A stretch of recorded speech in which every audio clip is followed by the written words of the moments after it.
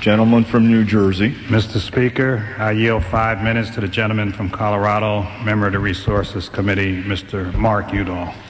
I thank the gentleman for yielding. Gentleman is recognized for 5 minutes. Mr. Speaker, I would ask unanimous consent to revise and extend my remarks. Without objection. Mr. Speaker, I rise in opposition to this resolution. Like many of my colleagues, I've struggled with the question of whether to give the President the broad authority to take our nation into a full-scale war with Iraq.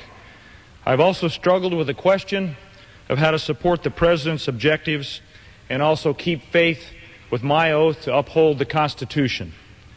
I continue to have grave reservations about acting unilaterally, acting without evidence of an imminent threat, and acting without considering the consequences for the war on terrorism or without a commitment to rebuilding a post-war Iraq.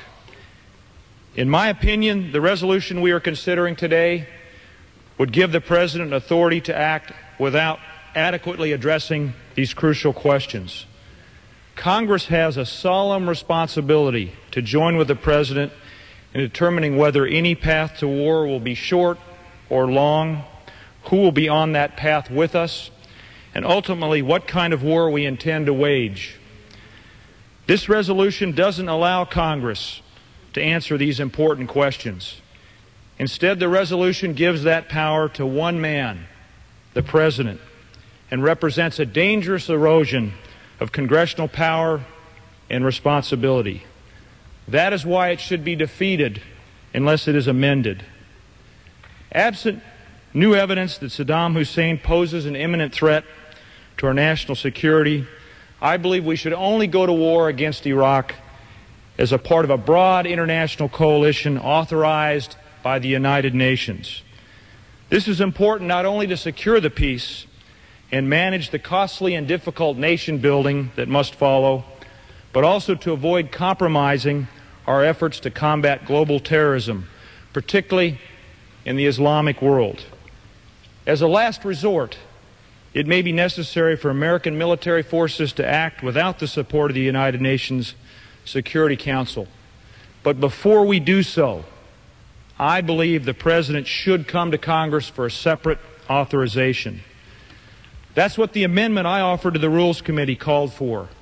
My amendment was based on a resolution I introduced, House Joint Resolution 118, which would ensure that Congress, not the President, makes this awesome decision. Regrettably, my amendment was not made in order. So I'm glad that tomorrow I will have the opportunity to vote for the Spratt Amendment, which I believe is more consistent with the Constitution than the underlying resolution we are being asked to support. Congress needs to know whether the United Nations is with us or on the sidelines before we launch a military invasion of Iraq on our own. Not having this information beforehand, with all of the implications it poses for our global war on terrorism and the consequences for our security in this region, is simply irresponsible in my view. Don't misunderstand. I have no illusions about the duplicity of Saddam Hussein or the depths of his cruelty. Saddam Hussein is a dangerous tyrant and a threat to peace, and I fully support the goal of disarming him. I do not believe in a policy of appeasement towards Saddam Hussein, but I believe that ridding the world of Saddam Hussein is only part of the job we face.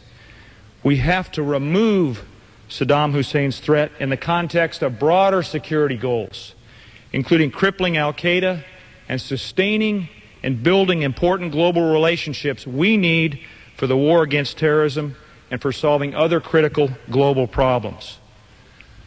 My father, Morris Udall, who was serving in Congress in 1964, came to regret his support for the Gulf of Tonkin resolution when it became clear that it was being used as a substitute for the constitutional responsibility of Congress to declare war.